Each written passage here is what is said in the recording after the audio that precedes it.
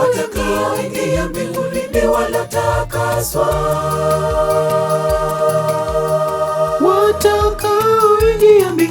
Watakaoingia mbinguni ni waliosafisha nguo zao zikawa safi. Siwezi kiburi, bali ni wale watendao mapenzi ya Mungu. Toa sadaka, toa shisha, toa Bwana, toa sadaka.